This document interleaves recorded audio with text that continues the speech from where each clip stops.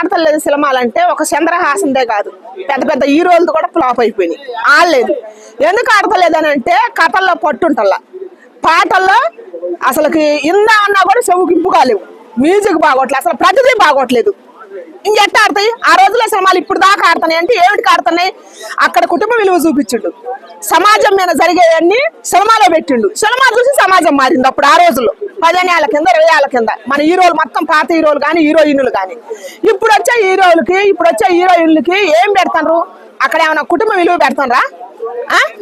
అక్కడ ఏమైనా సినిమా చూసి సమాజం ఏమి నేర్చుకుంటుంది? ఇప్పుడు పిల్లల యూత్ చెడిపోతారు, ఆడపిల్లలు చెడిపోతారు, మగపిల్లలు చెడిపోతారు అట్టాడి సినిమాల వల్ల. ఇంత పేలకేసుకొని వస్తారు. అదే సినిమాలో ఇంత పేలకేసుకొని వస్తే రియల్ కూడా ఇదే పేలకేసుకొని తిరుగుతారు. మా ఇష్టం అని చెబుతారు. మరి అక్కడ పాడైపోయినట్టేగా యూత్. మరి అందుకే ఆ సినిమాలు పాడైపోతున్నాయి. సినిమాలలో పట్టుంట్లా, కథ బాగోదు, పాటలు బాగోదు, ఏది బాగోదు. ఎందుకు ఆడుద్ది?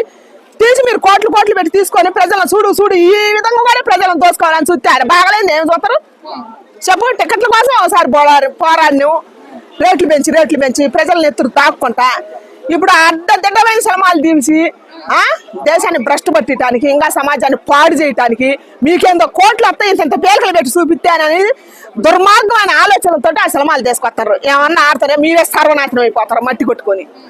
అంతే, దాని కారణంగానే సినిమాలు పాడైపోయేది. చిన్న సినిమా కానీ పెద్ద సినిమా కానీ.